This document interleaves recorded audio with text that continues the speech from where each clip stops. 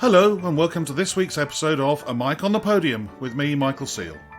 Before we start, I wanted to let you know that tonight also sees the release of episode 3 of The Mic Test. The Mic Test is a new series where conductors return and answer a brand new set of 10 questions, and following the first 2 episodes with Andrew Litton and Jack Van Steen, tonight sees the return of the multi-talented Barbara Hannigan. If you want to hear this new series, go to patreon.com/A Mic on the Podium, and for £10 a month, you will get this new series, a second new series of interviews with prominent figures from the classical music world, group Zoom meetings with other fans of the podcast and myself, plus articles and a monthly bulletin from me about the podcast and my own career. Details can be found in the show notes below. Today, I conduct a conversation with a Peruvian conductor who has held title positions all across the globe, from Norway to New Zealand. He has spent a lot of his career working in the United States, which is where he has just started an undergraduate conducting program. It's a real pleasure to welcome Miguel Harth-Bedoya. Miguel, lovely to talk to you today. How are you? I'm doing great, Michael. Thank you. Good. How's lockdown been for you? Have you been busy score learning, or I know you've got a new conducting course you're preparing for, but what have you been up to? Well, my last trip back home was mid-March, coming back from Melbourne, and I went straight into quarantine in my room just for safety. Yeah. So those 2 weeks got me thinking, and as every day passed by, concerts were being canceled, summer seasons were canceled. I mean, the opening of the fall were canceled. So I figured out, well, the best we can do right now, conductors, is first of all, stay in touch with our community, with our patrons, with our audience, wherever they may be. But also for conductors, particularly for the younger ones, it's a good time to study. It's a good time to train, to look ahead and be ahead of the game. So those were my thoughts all the way back in March, and I've put them all in place. And with the exception of one recording concert that I've done for 4th of July, the Independence Day here in America with the Fort Worth Symphony Orchestra, everything else has been just studying and planning how to get out of this. Of course. It's difficult to plan your own concerts ahead if they keep being cancelled, and I found it very difficult to sort of learn pieces of music that I may or may not be conducting.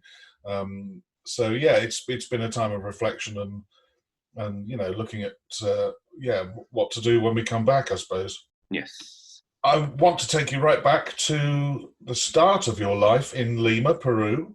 And when did music first enter your life? What instruments did you learn? How did it all start for you? Well, I should say I enter music rather than music enter my life, because I was born in a musical family. My mom, who is the ultimate freelance musician, had music at home, choirs, groups, ensembles. I mean, she's a choir director and keyboardist, but the music I heard wasn't classical or anything of what I do now. It was just music, and most of it Latin American folk music or music for weddings. That's where I had my first actually music encounters, at events and things like that.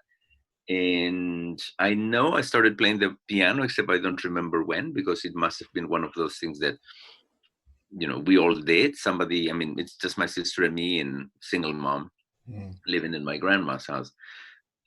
My cousin, so everybody picks up an instrument somehow, or they get assigned. I don't think you get to pick. My sister remembers picking the guitar, so that she chose the guitar, and she's a classical guitarist now. But in my case, it just happened, I think.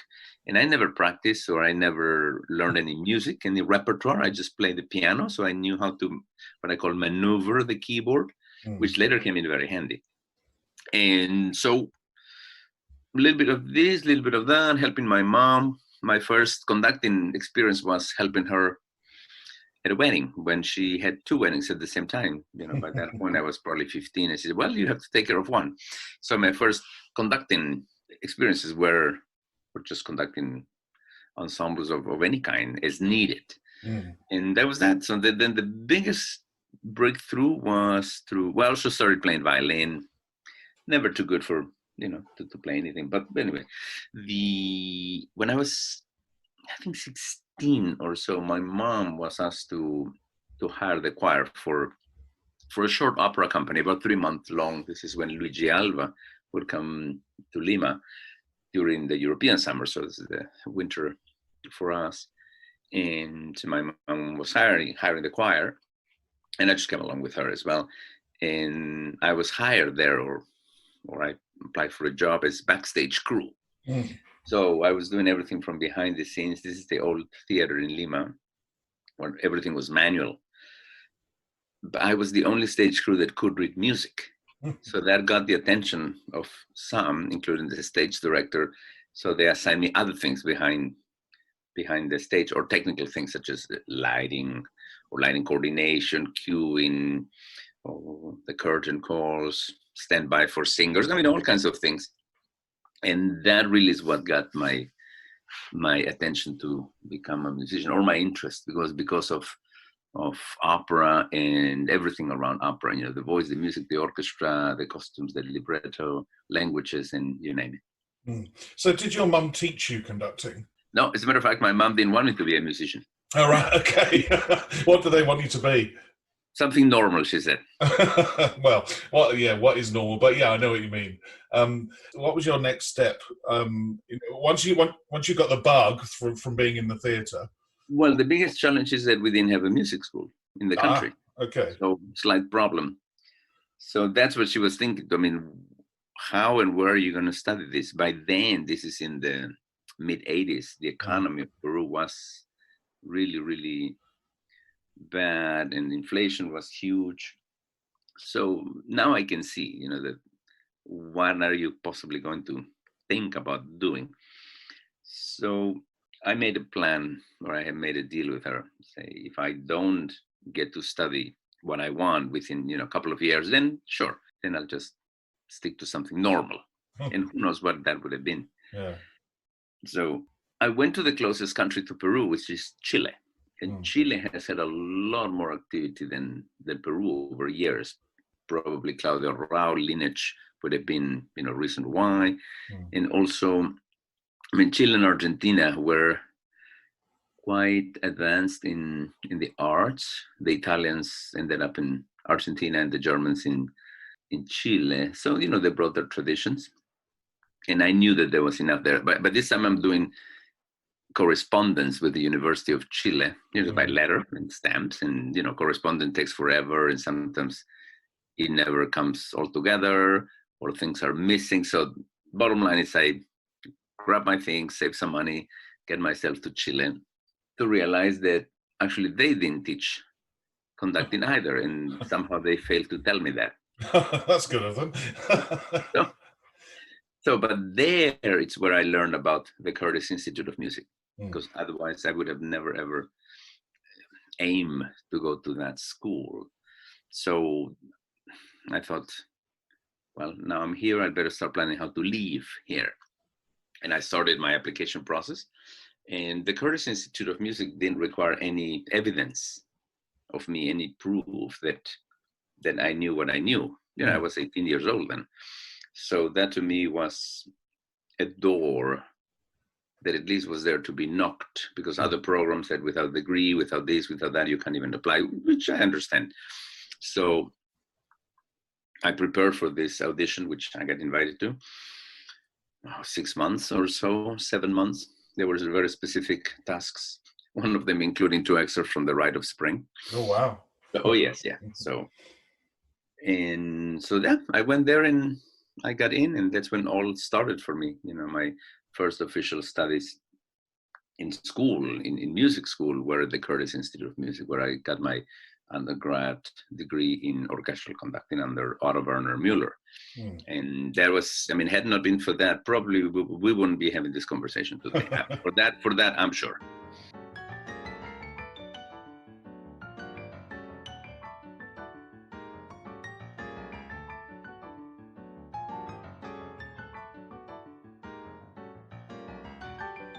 And so Otto Werner Müller was your teacher at Curtis. What was he like? What was his overall ethos? Because teachers teach in such a different way, and I'm sure we'll come on to it later on when talking about your own teaching. But what was he like? He was very strict. I took the spot of Paavo Järvi. He was graduating, so there was only one spot I came in. So in the next year, meaning in my second year, Alan Gilbert joined the class. So we all were very, very, different students with different backgrounds. But to your question is, to Mueller, we all were the same, in the sense that the classes were all together. As in the first year and the last year, they attended the same things and they were addressed the same way.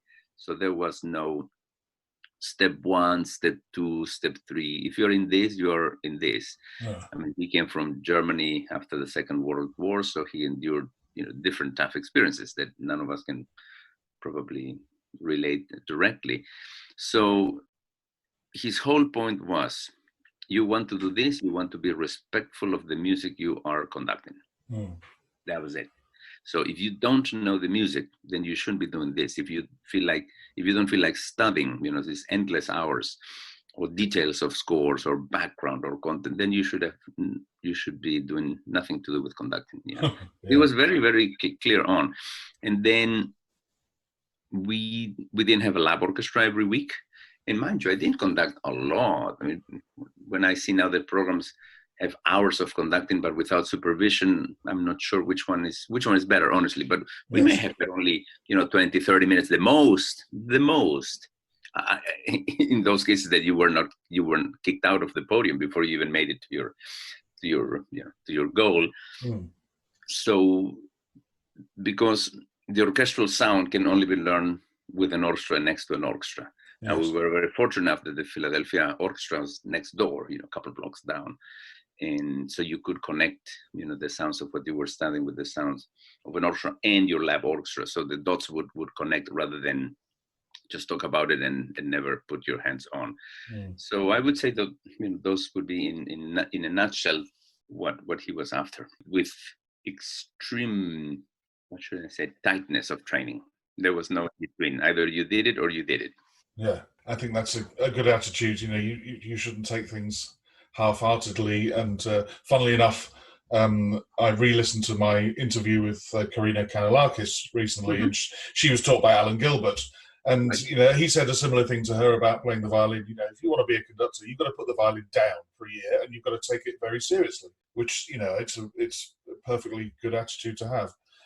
Did you have any, if you weren't conducting the lab orchestra or any orchestral players, did you also do piano classes as well? Because that's not a touchy subject, but it's an interesting subject when it comes to learning conducting about two pianos and conducting two pianos and whether it's any good. Did you do any of that? We didn't have any of it. If anything, we always had ensembles of some sort. Rather conduct something small, even Stravinsky's L'Histoire du Soldat, if anything, that reflects the score in reality, so that the sounds can translate into something. Now, having said that, there was this one summer I spent at Tanglewood, studying with Seiji Osawa and Gustav Meyer. I was just part of the class. It was about 15, 20 of us. And that was different because, there was the Tanglewood Music Center Orchestra, but there were also sessions with two pianos. And that was slightly different, I have in looking back, because everybody had conducted already by that point. So we were just discussing other things, I suppose. You were not learning. Yeah. So I find that there's a difference. Because, for instance, if I need to illustrate something, or Mueller would occasionally illustrate something, make a point of something specific. You don't need to bring a whole orchestra to make a point that lasts one measure or two measures. Yeah. So I think depends on how the tools are used. I see that with my children. I say, if this is a tool, rather than the means of what you're doing, such as the devices or the applications, those are tools to get to learn to do something. Yeah. So as long as your tool is that and gets you to learn a specific thing, I don't see why not. So I can't answer also this in a general way. I can't say yes or no, because depending on the context and the circumstances. I mean, if you want to do, for instance, an opera recitative of specific things, I mean, sometimes with 8 string players, something is better than, to have more than one person per part, because at least they'll be more reflective of anybody reacting to you with the possibility of reacting differently, yes. But you don't have to have 10 per part to get the same point if the goal is to make a point of something. So that's my, my answer regarding that topic. Well, I mean, yeah, I mean, I think you're right. I mean, it made me think about my times when I used to teach the violin. You give them a study by Sevcik or by Kreutzer or by somebody, and the people would say to me, well, don't I need to learn it all? I'd say, well, no, you just need to learn the point of why I've given you that study, which is to play off the string or to learn how to do trills. And it's the same, if you need two pianos to make a point, use it. But you're not going to learn necessarily how to conduct orchestras by conducting two pianos. That's definitely not the case. But yeah, Right. I take your point completely. Having left Curtis, you went to Juilliard as well, I read. Correct. I continued learning with Otto Werner Müller there. Mm. And there was one reason. When I met him at the audition, I actually auditioned also at Juilliard. Yeah. And basically he said, well, I can take you at either school with only one condition. And I said, which ones? That you study a long time. And I said, well, that sounds like a great deal to me. It's also coming from Peru. I mean, what else am I going to do? That's what I spent the 2 degrees with him. It's simply because I didn't know anything about music. And he made it very clear in my very, very first lab orchestra session. He said something along the lines of, oh, young man, you might think you have some talent, but you have no knowledge, nothing about this music. And it was Brahms. And he was totally right. I mean, why would I know anything about Brahms? I never heard really Brahms symphonies when I was in Peru. I mean, that's how big the void was in my upbringing. But I had done music of any other kind. So that's why it took a long time for me to feel comfortable doing what I do. Well, sometimes somebody's got to be harsh but fair, as the phrase goes. Yes. If that's what it takes, it's what it takes. Mm-hmm. So we go out into the big wide world, and then as usual, I do my homework, Miguel, and there seems to be a period where you seem to be darting backwards and forwards between Peru and the US. Your two homes, really, I suppose. Your birth home and where you've set up your home. When you're music director of the New York Youth Symphony, and you're working on the Juilliard staff and the New York Phil staff, but you're also setting up two orchestras in Peru. How did you sort of divide your time? And I'm sure at this point you're now sort of taking tentative baby steps out into guest conducting and things like that. How were those early years? Well, the reason I could combine my activities based in New York and in Lima was because our hemispheres run different seasons. So basically, I would have a chunk during our spring, which is the beginning of the year. We run we run by calendar years. Yeah. So then that usually coincided with the spring break or so. And then I would spend the summers there, which is 3 months of working, and then I would go back another time later in the fall around our Thanksgiving holidays in November, or just sporadic trips. I mean, we're in the same time zone, north and south, give or take an hour. So it's not that you need to do massive commuting like I was doing to Norway. So it was just this idea of looking back to where I came from, and I always see, why are there chances for others? Why can others be so lucky as I was? And that's still my thinking to this day. I was very fortunate enough. Yes, I worked very hard, but I think music should always be what it is, but also be a gateway. There has to be a gateway for people to be able to see through or want to go through, rather than no gateway at all. So rather than a dead end type situation. And so you still go back to this day every year to work with the National Orchestra of Peru. Is that what it's called? Right. That's more or less. I think I've skipped 1 or 2 occasions right now. But yes, I mean, I finished all of that in the year 2000. So, I mean, I spent 7 years doing it, and that led to many musicians that currently live there, because I brought in, dozens of musicians from other countries. There were at times that we wouldn't have, for instance, a harp in the entire country. There was not a harp player in the whole country. You can imagine what that means, or just one bassoon. It's crazy. Well, exactly. So many of those musicians have settled there, have children, have taught others, that in turn have taught others. So I don't want to claim that became, the greatest thing ever done there. But what I did in looking ahead was bring people. Yeah. And most of them have stayed, as I said, they've taught. And then that's why we have now multiple orchestras and ensembles, not only in the capital, but in other cities of the country as well. Oh, that's great. You did remind me of a little story I was once told about why, after the Second Symphony of Sibelius, there are no more tuba parts. And the story I was told is the fact that the one tuba player in Helsinki died after the Second Symphony was written and first performed, and that's why he never wrote any more tuba parts. And you talking about no harp and only one bassoon in the country made me think about it. At least now it sounds like you could put on anything in Peru, and you now have the musicians for it. So bravo you, and bravo those who helped and set it all up. Thank you. Yeah. But I mean, I've worked in Argentina, and the passion for music and the way that the orchestras I've worked with down there work, and they want to learn, and I'm sure it's the same in Peru and in Chile, that their passion for music making is amazing, and I'm assuming that's much the same in your home country. Oh, absolutely. I mean, our countries breathe music of any kind. Yes. Most of it is non-orchestral or non-traditional or non-concert music, but boy, I mean, everybody dances, everybody sings. Music is just very much part of our culture for millennia, really. Now that I've been, doing some lectures on the music of the history of the music of the Inca trails, for instance, you realize that music was there all along, all day long, really. That's how they kept going with music. And funnily enough, the word music doesn't exist in our ancient languages such as Quechua or Aymara. The word music doesn't exist because music is not a thing. So yeah, we have had music. Wow, that's amazing.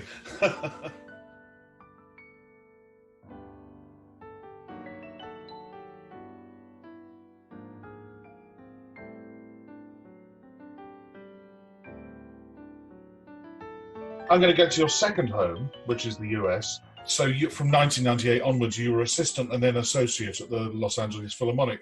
When you started in 98, were you assistant to Esa-Pekka Salonen, or were you assistant to the orchestra? Because, as I'm sure you know, there's a big difference in that role.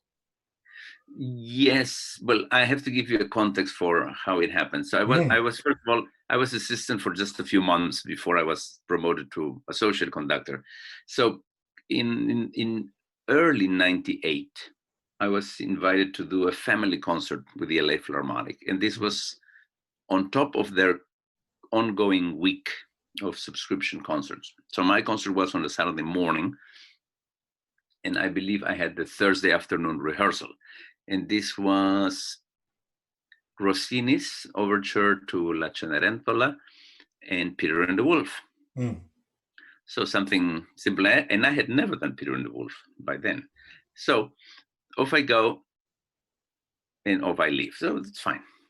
And then about a month later or so, I get a call from the L.A.Philharmonic, and this person behind the line said, "Oh, Esa-Pekka Salonen would like to see you, if at all possible." Now, mind you, this is the time without internet, right?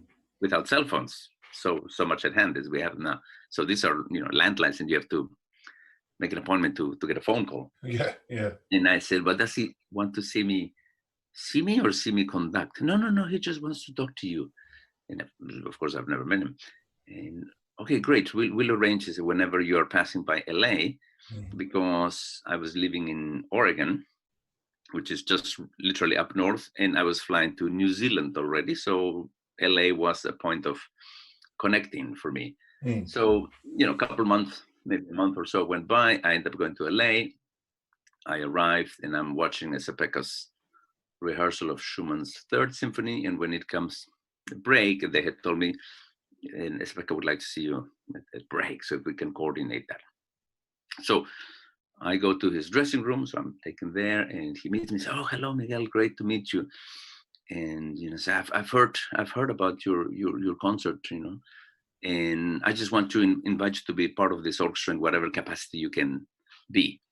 How does that sound? That was it. And That sounds great, Esa-Pekka. No, and I'm sort of speechless. Mm.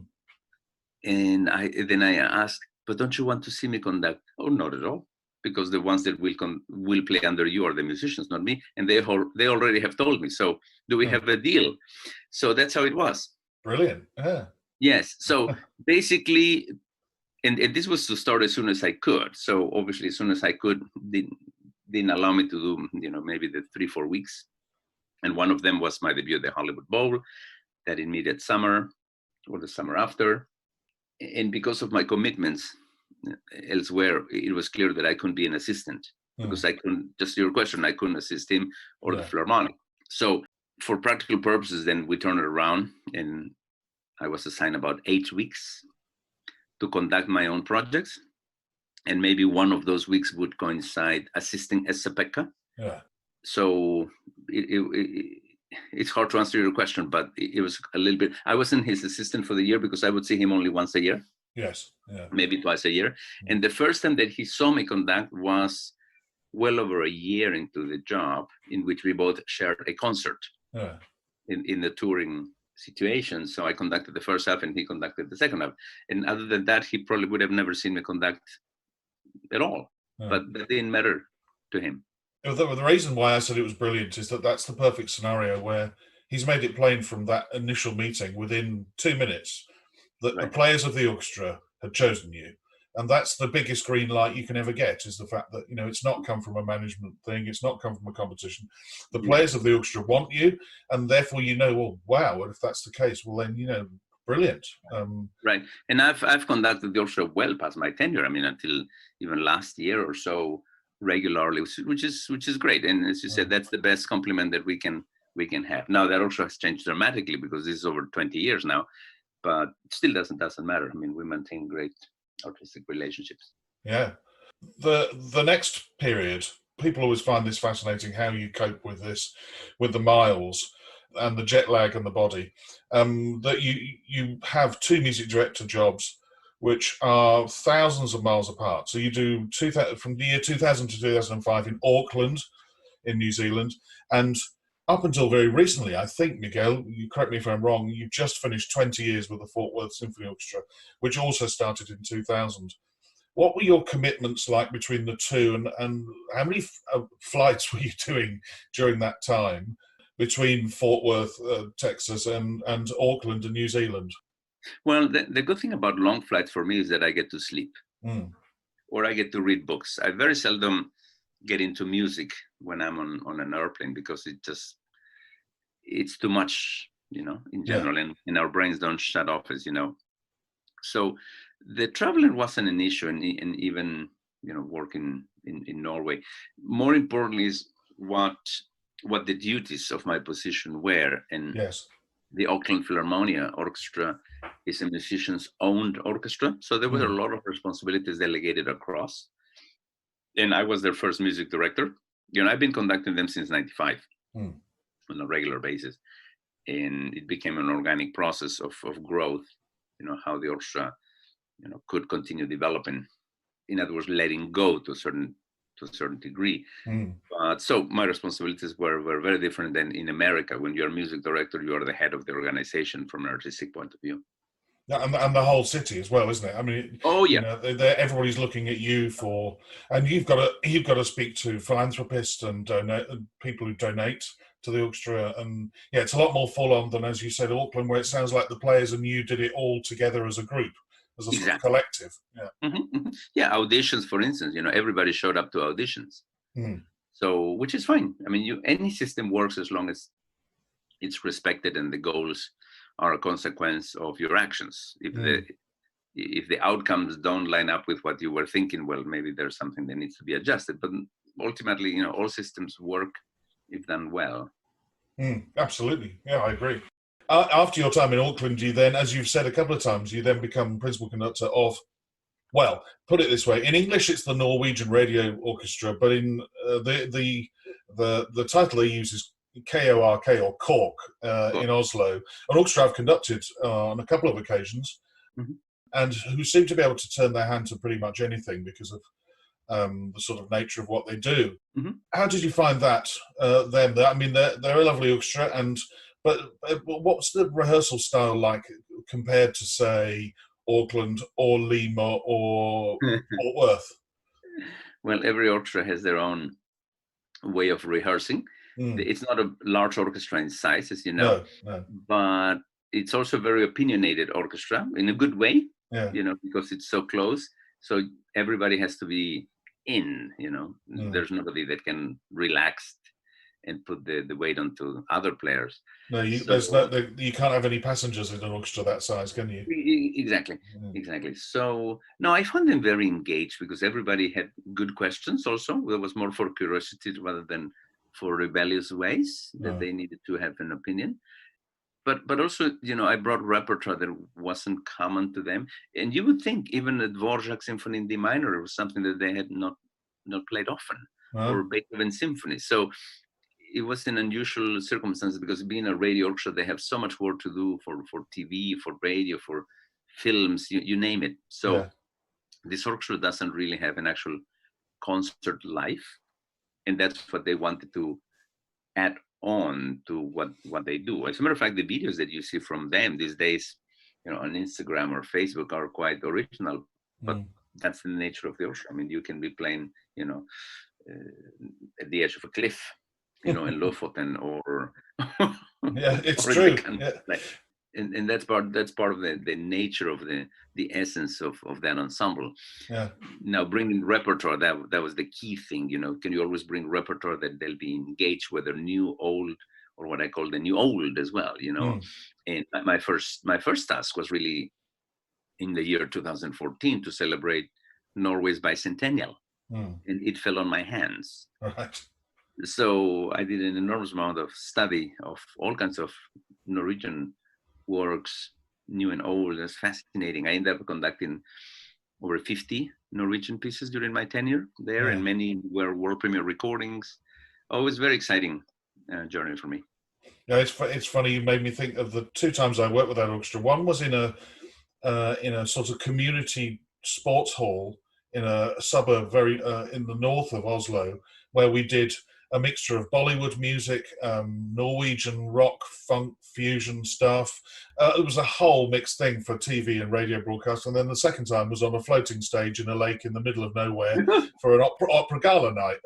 We're also mixing in sort of songs from the shows. And as you said, I can imagine them playing almost anywhere in any situation and any music at all.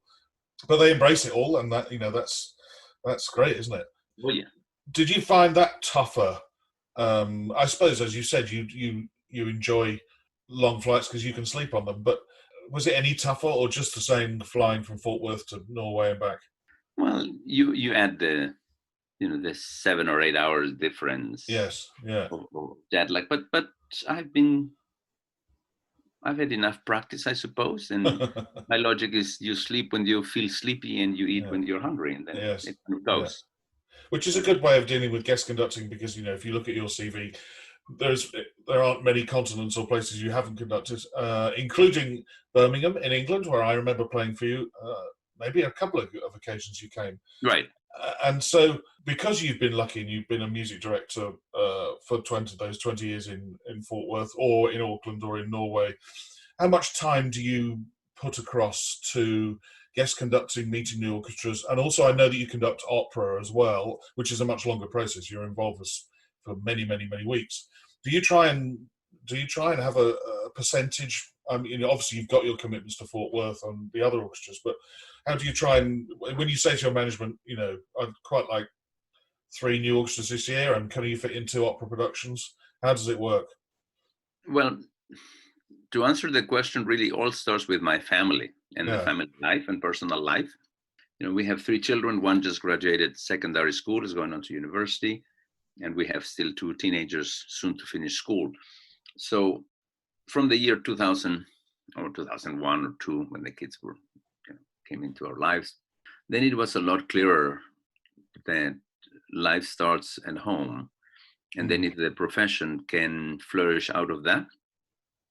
So there was never a percentage or a plan to say, I need to achieve this or that. Mm. Once you're a parent, you've got bigger responsibilities right there. And I remember having these conversations with other colleagues, including Pekka Salonen or Leonard Slatkin or Kurt Masur, that they all had different, personal experiences. Mm. And I grew up without a father, so you cannot take back time in life and in the life of your children. So in other words, if you haven't spent the time, or if you haven't taught them or learned from them, then that time cannot come back ever. Ever. So there was a conscious decision, and also why it naturally and organically happened that we stayed longer here, not because it was convenient for us, because we still live here in Fort Worth for a few more years at least, but because everything became one: my job, my life, my home, my family, my wife's plans as well. And the artistic goals kept moving forward. New things grew up. Recordings, for instance, I know that, when you say recordings, sure, everybody does recordings, yeah, but when an auction didn't do recordings at all, didn't do broadcasts, didn't do any touring. And for me to be the first one to be able to accomplish the things with an orchestra, those are massive landmarks institutionally, not comparatively.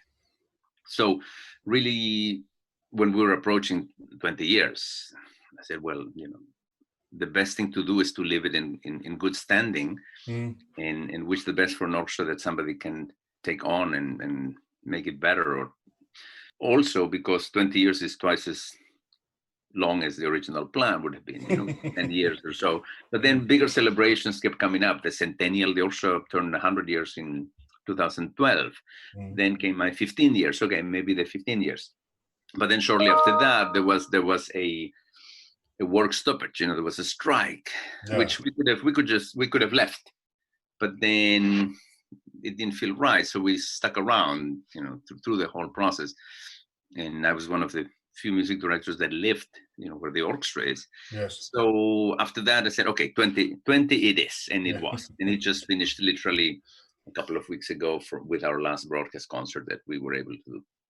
So, I mean, it sounds more like you were more interested in actually when you could have time back home with your family rather than the things I asked, which, as you say, with a young family is important that they have some knowledge of who you are when you walk back through the door. I don't think there's this strange person who's not been here for 3 months or something. Right. Yeah, I think that it's the right way to be. No, but to your question of, for instance, when the Norwegian radio orchestra came into play, basically I give up, 8 to 9 weeks of potential guest engagement. So I turned it into that. I didn't add it on top of it. So that's why the last, 7, 8 years I've guest conducted less. But, in life you have to choose something, and well, it depends how you think. I mean, if your why is what holds you, then really everything else is what people perceive from you. You're doing too much or too little, but it really won't matter, because the reason of what you're doing, this, things really matter beyond the fact of conducting. And when it comes to operas, that's another tough one, because the schedule requires us to be in one place for several weeks. So I've done a few productions at the Santa Fe Opera, which is great because everybody gets to stay in one place. Santa Fe, it's a beautiful place in the summer. So we have camped in Santa Fe for, 7, 8 weeks, and dog included. So everybody loves that. Yeah. And then I did a production at E&O by now 10 years ago. And at that time we decided, well, let's just move to London for 2 months. And the kids were little, so they could do the schooling, there and stuff like that. And that was another great experience. Then I remember when the Four Seasons Opera Theatre opened in Toronto, I had also a long production of Barber of Seville.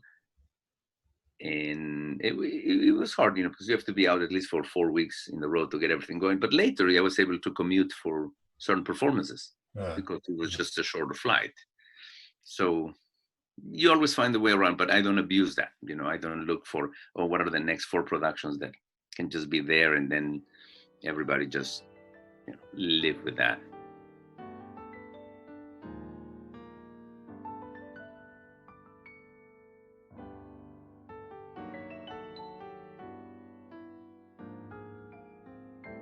I'm going to move on, and the next big thing seems to be the start of your new program of a degree in orchestral conducting at the University of Nebraska, Omaha. Is that right?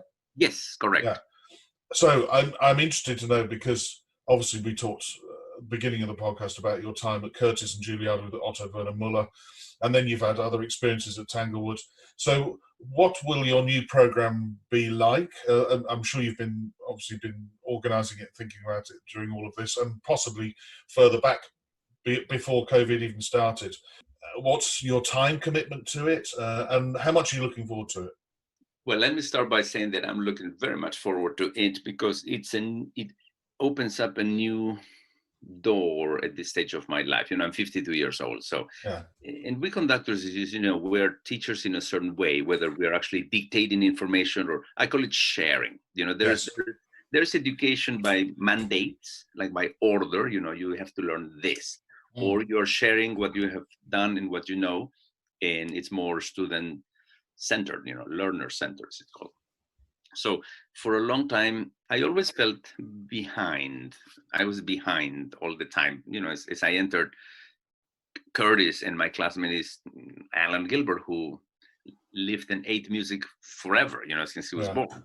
So but there's nothing I can do. I mean, on the contrary, this was an inspiration that one day I may be able to add on and learn little by little, because you cannot speed time. No. You are who you are when you are, and that's about it.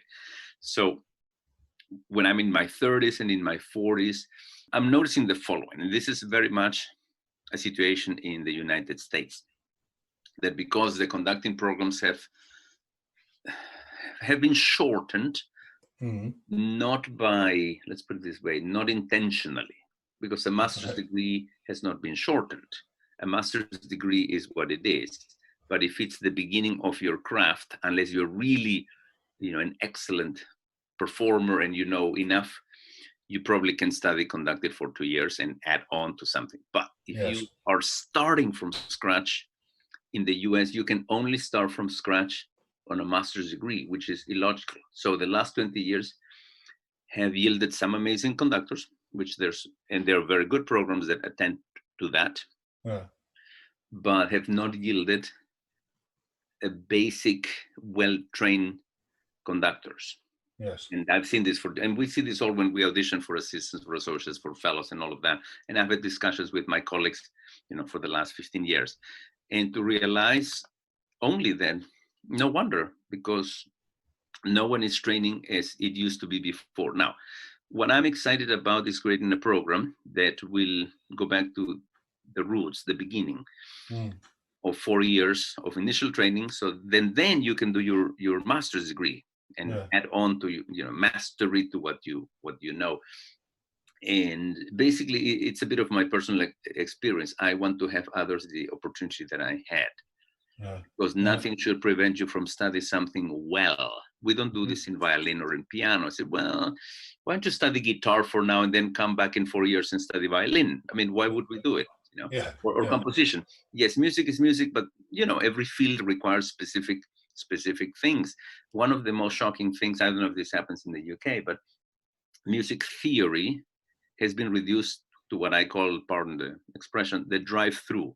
Yeah, just convenient. Get through. It's fine. No, it's not fine for conductors. It's not fine. I mean, maybe for others it's fine, but so I have this mission now of what I call training somebody well, because in the and then again, this is a U.S. directed program. We have nearly 2,000 orchestras here registered, and they all deserve good conductors. So I'm talking about youth orchestras, college orchestras, high school orchestras, community orchestras. They all deserve well-trained conductors. I've gone through all of them. I've conducted high school orchestras when I was a student, youth orchestras, community orchestras. So music is music, and more than ever, we need leaders that through music can make sure that what we do, meaning music, will have a future. I don't think the future of music is marketing and tools of selling tickets. Yes, they'll get specific things, but we need to train music teachers.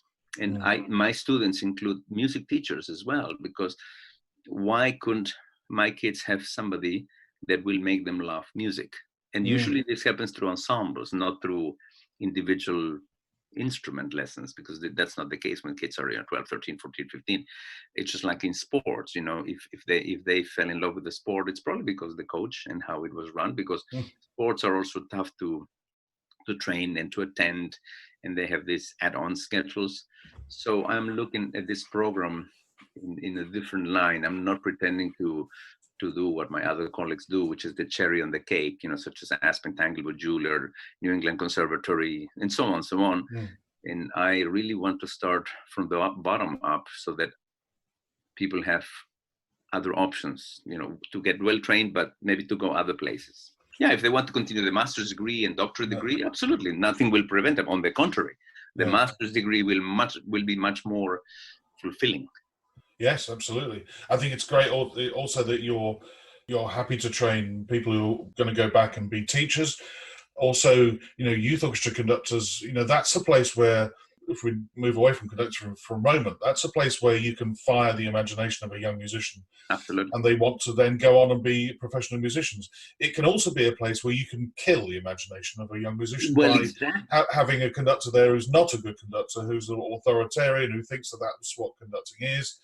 And that's brilliant that there'll be generations hopefully to come of people who will go back to their youth orchestras in their states and fire kids' imaginations up to wanting to be professional musicians. I think that's wonderful. Or if anything, be music lovers. Yeah, absolutely. If music is part of them, then they'll be there for the rest of their life. I think this applies. I've seen this more now, and I'm glad I waited, because I've seen this from the two ends, from my profession, but also through my kids' upbringing. They all went to public schools, so we have seen the impact in the good and not so good that a teacher can do about any subject, because really any subject is the main thing. We leave our children in the hands of the teachers for 1/3 of the day. So it's a big responsibility, and I just want to create a gateway, basically. And I've been working with kids that are in secondary school that want to know what lies ahead of them. And I said, great, you should know what lies ahead of you if you want to. It's like a surgeon. If you want to be a surgeon, you need to actually be told exactly what's in between. You don't want to get a knife on day one and cut open a living patient, because most likely the person will die. But the same is with music. If you do this at the wrong time, then music is what's going to suffer, not anything else. Yes, absolutely. And you asked about my time commitment. Well, there are 2 semesters in the academic year, and every semester has 15 weeks, and I was able to find about 12 weeks for this, but with the concerts being canceled, who knows, there may be more. And I can do my workload, let's say, from Monday through Thursday or Wednesday, and I can just commute, since it's just north of here, 1 hour plus flight, so it's not so complicated. So we'll see. I mean, we'll see how much I can add to music. Sounds like a lot to me. Sounds like you can add an awful lot. One thing loosely connected to your new program, and it may be something that you teach them, but it's a question I've asked pretty much every conductor, is that when you come to learn a new score or even revisit an old score, do you have a system for learning it? Do you write things in your score? Are you a user of colors like I am, of red, blue, and black, and all of that? Or do you prefer everything blank, your page of your scores nice and clean and fresh, and learn it in a different way? Oh no, my scores are a mess. It's like when I read books too. I have to have a pencil if it's a real book. But now with tablets, it's so great that you can do annotations and things like that. But yeah, there's no way, because I like to comment. So basically, I write the conversations I have between me and the score. I ended up writing them. All the questions I have, all the references, or I'm not sure about this. And I've noticed also that when I write something down, such as a phone number, or take down this phone number, if I write it by hand, then if I just use my thumbs and put it on my phone, I would remember something strongly, because it's a slower process. When you're writing a number, when you're writing a word by hand, to me, that little extra time makes it more solid and tangible in my system. So, I mean, they're not completely a mess, because I can still read the music, but I like organizing them also, because I want to think investing time with the score for the years to come. So I've gone back to my scores from 30 years ago, and all my markings are still there, and I recognize them, and I don't have to start from scratch. Or I can add on based on years of, having either relearn it or compare to other things. Well, I use pretty much exactly the same system. I write all of the things in. I go back to my scores, I read them, I see, and I remember writing it in, or I remember the situation where I wrote it in. Right. And it's the way I learn, through writing things in. I know through this podcast that some conductors would be appalled at that, and they do it a different way, and good for them. Basically, we all do it our own way, but it sounds like we're very similar in that regard. But yes. Your thoughts can take 30 years to build, but it doesn't mean that your thoughts from 30 years ago aren't as valid as the ones that you had 30 seconds ago. Right. The 4 years I spent with the L.A.Philharmonic were probably the years that I wrote the most and conducted the least, because I was conducting the youth orchestra. So I have annotations, and this was a comment then. Robert Spano, whom I met at Tanglewood, because he had been the assistant conductor of the Boston Symphony. And he did say that he wrote everything that he heard and he saw at all times. So that stuck with me. And so I have so many annotations of so many conductors that I saw doing things. And many times I wouldn't understand, but I would write them down. Blomstedt this, or Tillemann, when he made his debut, I was there as assistant, or Franz Welser Möst. So I've witnessed these things that now, in looking back, you realize, oh my goodness, I was there. And I have notes from just observations that other people did, from bowings to breath to slurs to comments, because those things disappear in the memory, or you make them tangible in your memory by writing them down. Barbara Hannigan did exactly the same. She said when she started to conduct, but even before she started conducting, if Boulez says something about something in a rehearsal when she was singing, she'd write it down, even if it had nothing to do with her. Even if it was a where to breathe in a chord, in the woodwind, she'd write it down and just mark the initials. PB said this. And I, as an orchestral player of 22 years in Birmingham, my God, do I wish that I'd marked those things down. But of course you can't. But the things, those things. Many years later, you're going to read them and think, oh, yeah, well, of course that means this. Well, that's brilliant, and nice to hear somebody who has a similar sort of approach. And it's great. It's wonderful. Miguel, is there anything you want to talk about before we go on to the 10 questions? Well, maybe there's one question you haven't asked that pretty much everybody asks me, because it was why. And first is, when I took on the Eugene Symphony, I took on the position from Marin Olsen, right? But then back then, this is in the 90s, people in Manhattan, in your city, say, why are you going there? It's so far, right? Why? This is before the internet. Then when I went to New Zealand, I thought, why? What on earth? Like, what's wrong with you? And then when I came to Fort Worth, it was like, why? Where? And so now that it's Omaha, Nebraska, it's like, why? And I'm trying to explain to people that why not? Yeah. Why do we all have to aim for the same places? That's almost foolish. So I've been quite content in going to places where there's so much that can be done, and the fulfillment of our work and the fruit of our labor can be greater than in other places where it's just simply a bit too congested. And trying to do the same thing as everybody does, it doesn't allow you, or maybe it does, I'm not sure, but you have more freedom of creativity because you don't have boundaries or comparisons that you have to do like this or like that to succeed. So I always find places where I see the horizon, and I like to spend time, developing something. To me, the journey is as rewarding as the goal. And I think the path well trodden, which is what people expect you to do, surely the next career move is this, surely the next career move is that. That's all very well and good if that fires you in the belly. But if you have other ideas and you want to go and work in other places and you're happy and it makes you happy and you should go for it. I totally understand both sides of the argument. The people asking why, because they think that you should do this or the other, and your answer, which is why not. Yeah. I've always gone for the why not. I like the why not answer. Well, why not? What's wrong with it?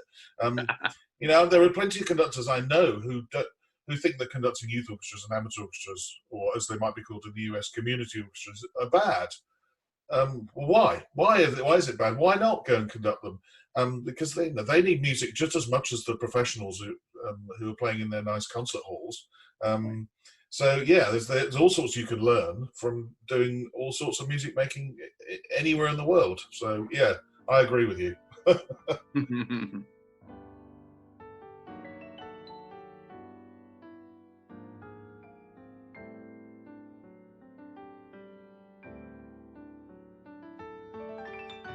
Miguel, it's 10 questions time. And as ever, I start with, what sound or noise do you love and what sound or noise do you hate?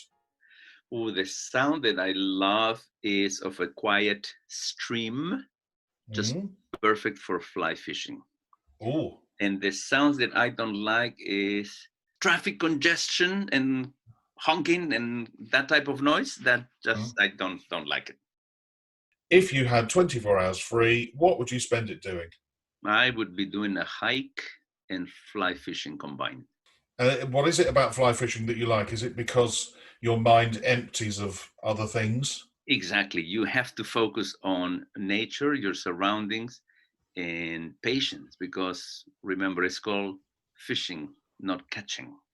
So, and maybe you can do it with one other person. That's about it. So it keeps it quite intimate, or loneliness is not the word, but there's something good to be alone for a little while. Solitude. Yeah. Solitude. There we go. Oh, I love that line. It's called fishing, not catching. I should be stealing that. Oh yeah, I didn't make up with it. My fly casting instructor inspired me with that. Don't worry. The next one, obviously, you can have more than one conductor. Who would be a favorite conductor of yesteryear? Well, I can only answer that with the ones that I've seen, because there's a huge difference than the impact of somebody in a live performance can do versus other conductors of the past that we may have by reference. So I want to exclude that. So I want to include only the ones that I've seen. And I would say that Maris Janssen, when I never met him, but I got to see him conduct a Mahler 7 performance, for instance, for the first time. It was so beyond anything I had heard or seen. And then, of course, Kurt Masur is one of my mentors, but also the power of music that he was able to communicate despite all his personal challenges, both physically and then health-wise at the very end. I mean, that to me speaks so much about why we are musicians. And I almost said Herbert Blomstedt, but you have to remember that he's still around. He is, yeah. So yeah. I should not count him. Yeah, you can move him into the favorite current conductor category any second now. Well, I was going to say that, because I went to see him and I chatted with him, because I met him in my young days as a conductor, and he remembered me. But more importantly is that what amazing musician. So basically, when the conductors are not about the conductors, is when when you hear the music through these individuals. And so does he count as your favorite current conductor? Who's my favorite current conductor? Yes. Oh wow, that's way too many, because now, unfortunately, I don't have the time, like all of us, to see other colleagues. Yes, of course, yeah. So, but I mean, my goodness, between Nessa-Pekka Salonen and Alan Gilbert, I mean, all our colleagues, and Karina you've mentioned, which I've seen, only now through videos, because I've never, seen her in person. I mean, there's Jaap, and so way too many. What is the hardest work you have ever conducted? Well, that I know. It's Ligeti's Violin Concerto. It's a piece that I've done only with Augustin Hadelich. And he wanted me also to do a recording of it, and I always stay away from the piece because I knew about the piece to realize this is not my idiom. This is not. You have to realize that there are some there's music beyond our capabilities. Thank God, otherwise we would be machines. So that piece, definitely, because it was hard in every possible angle that I could think of, including, dealing with ocarinas in the woodwinds or scordatura, violin, viola, and whistles with pitches. I mean, and what a marvelous piece. So, but it took him to convince me, to do it. Let's do it together. And so I'm glad I jumped the cliff, but I don't know if I can do it all the time, knowing whether there's water at the end of the cliff or a safety net or nothing. Well, I have a little story about that piece, which you, as somebody who's conducted it, will appreciate.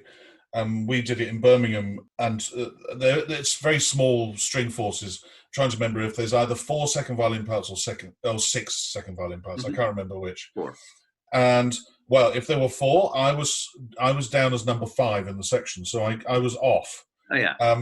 And we were doing it 2 or 3 times that week, and I turned up for the last concert, knowing that I was in the overture, but I wasn't in the concerto.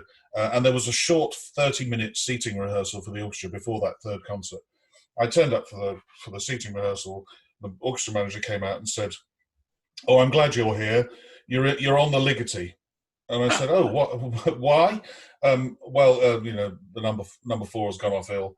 You're on, so get out there, because the rehearsal is basically just for you. So I went out and I had to sight read this part, and there's that whole movement where the second violin part opens out into 4 pages of scales going upwards of varying degrees of difficulty. And I remember opening it up thinking, oh my God, this is it. This is the end of my career. I've got to sight read this. I got away with it. But yeah, that was the hardest sight read I ever had in 22 years, was that piece on about 30 minutes rehearsal. Horrendous. When traveling abroad to conduct, what item could you not leave home without? Well, I have 2 answers, and you can choose one. One is generic, one is a book. Okay. Because think about it. There are those moments in which you have to turn your device, right, to flight mode, so you can't even read or it can be off. So, but a book, it's a must. And it can be a different book. But that's not a specific book. But in a specific item that I have to travel with is my to-go espresso cup. My reusable espresso cup, which is, I can show you now later in a video, because that to me, it's a must. I have to, because when I take my espresso, I take my own cup and I just enjoy walking with that. It's just one of those little hidden joys. Brilliant. I shall leave both answers in. The next thing can be real or fantasy. What is the one thing you would change about being a conductor? So if there's one thing I would change about being a conductor, for me, would be at times having perfect pitch. And at times not, which is fine. What profession other than your own would you like to attempt? I would like to be a historian, but I would like to be a historian of the music of the Inca trails. Something that has not been addressed, has been addressed separately. But I've given lectures on this, and that I think is fascinating to me. If the world were to end tonight, what would be your choice of final meal and drink? I think my last meal would be a good curry, vegetarian curry, like chana masala. That sounds great.